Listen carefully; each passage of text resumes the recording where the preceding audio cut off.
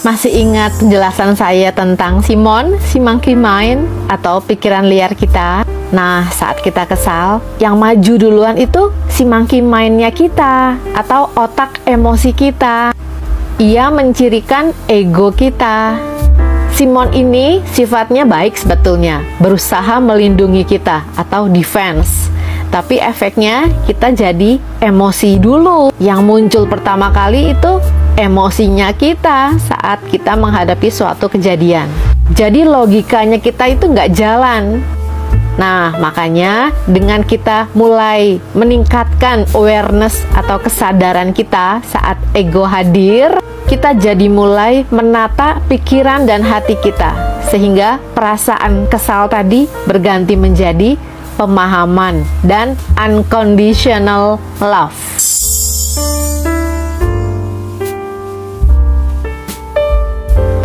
Dari 5 video sebelumnya, jadi kita bisa paham kan bahwa ego itu akhirnya bisa memunculkan unconditional love dalam diri kita. Memang prosesnya agak panjang, tapi ternyata ego pun bermanfaat untuk hidup kita. Nah, ada rahasia nih, kalau dalam keseharian kita sering melatih diri kita untuk memiliki atau memunculkan rasa unconditional love atau penerimaan atas kehidupan kita, atas orang-orang di sekitar kita, semuanya kita terima sebagaimana adanya, maka dengan penerimaan itu akan membuat impian kita mewujud dengan cepat. Tapi memang perlu berlatih, menerima, memaafkan, melupakan, ambil hikmahnya, dan move on. Kamu juga bisa ikut kelas WA saya untuk melatih kesadaranmu.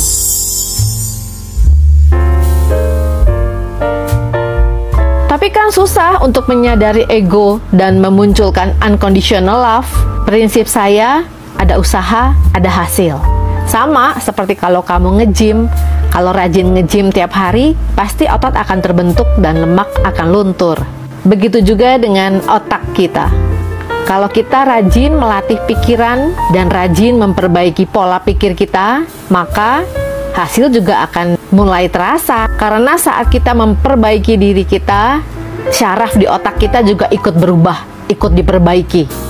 Memang prosesnya tidak cepat, tapi ada usaha, ada hasil.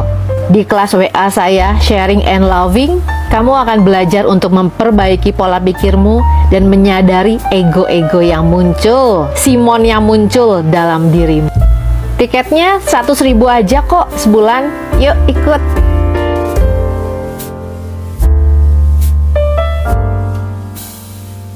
Lagi nonton saya ya? Kali ini saya mau bahas mengenai waktu yang kita miliki sebagai manusia.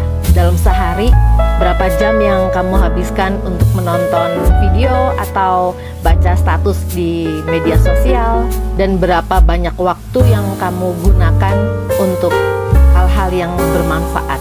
Memang nggak kerasa kalau scrolling itu seru, tapi apakah keseruan itu bermanfaat baik untuk dirimu, untuk pertumbuhanmu, atau hanya sekedar iseng-iseng aja isi waktu kamu?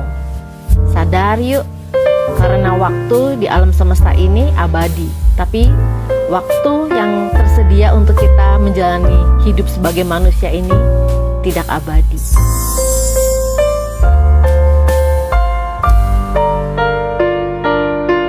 Law of Attraction. Semesta menyukai percepatan.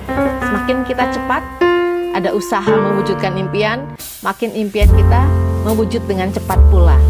Kita latihan kesadaran yuk. Berapa lama waktu yang kamu gunakan untuk mewujudkan impianmu?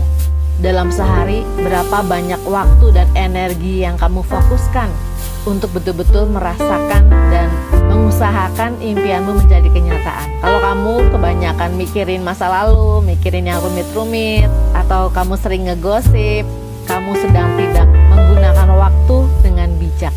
Kamu lagi membuang waktu, sehingga impianmu lama mewujud menjadi kenyataan. Jadi cepat atau lambatnya impian mewujud tergantung sikap kamu dalam menggunakan waktu.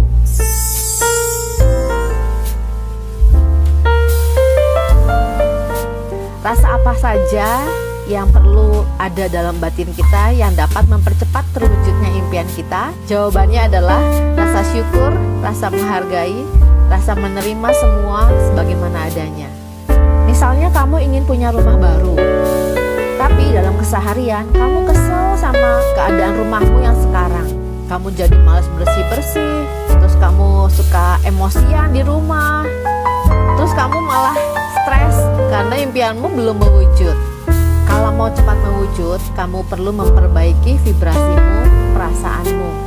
Perbaiki tindakanmu terhadap rumahmu yang sekarang kamu tempati. Kamu tidak akan memiliki rumah idamanmu kalau kamu belum feel good atau merasa nyaman dengan rumahmu yang kamu tempati sekarang ini. Bersambung ke part 2 ya.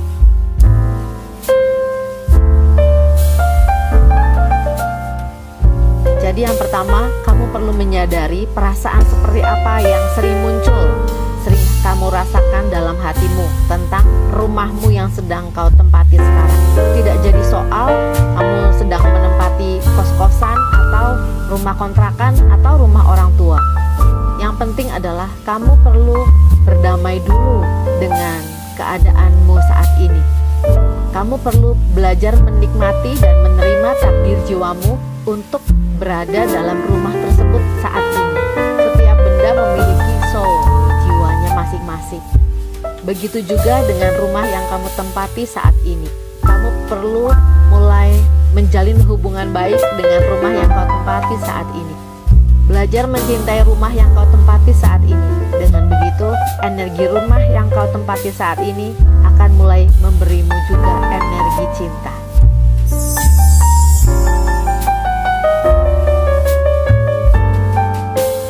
Kalau ingin segera menempati rumah baru, kamu perlu berdamai dengan orang-orang yang sekarang hidup bersamamu.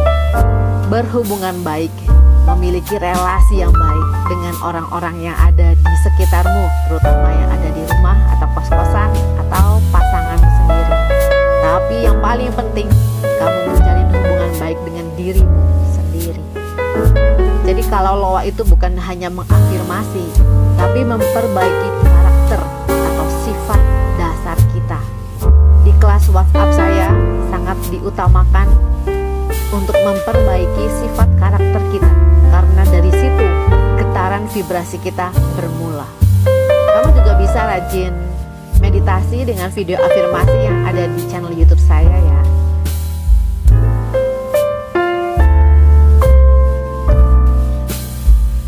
Ada kabar baik nih dari alam semesta. Apa yang kamu inginkan, hal tersebut juga menginginkan kamu. Jadi ketika kamu ingin rumah impianmu juga menginginkan kamu. Rumah impianmu itu ada di suatu tempat di alam semesta ini. Tapi kamu harus lebih detail, lebih jelas lagi untuk menyiarkannya ke seluruh alam semesta. Caranya, kamu perlu cari foto dari rumah yang kamu inginkan. Bentuk luarnya, perabotannya seperti apa, tata letak ruangannya seperti apa, catnya seperti apa.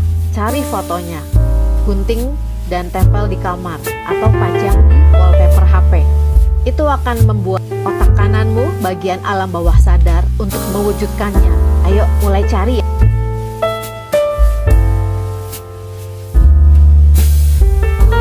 Yang mau punya rumah impian, sini-sini. Tadi kan udah cari dan tempel foto rumah impian. Nah, sekarang perhatikan perasaanmu saat kamu melihatnya. Yang diperlukan adalah perasaan senang karena kamu melihatnya, bukan perasaan sedih karena kamu belum memilikinya. Diingat ya, faktor perasaan sangat-sangat penting dalam mewujudkan impian apapun. Jadi, lihatlah foto rumah impianmu. Tersenyum, lalu bilang, "Terima kasih, saya suka melihatmu." Maksudnya, saat ini saya suka melihat foto rumah impian kita. Berterima kasih aja, karena saat ini kenyataannya adalah kita sedang melihat rumah impian kita, walaupun masih dalam bentuk foto. Semakin besar rasa syukurmu, semakin cepat impianmu mewujud. Semangat!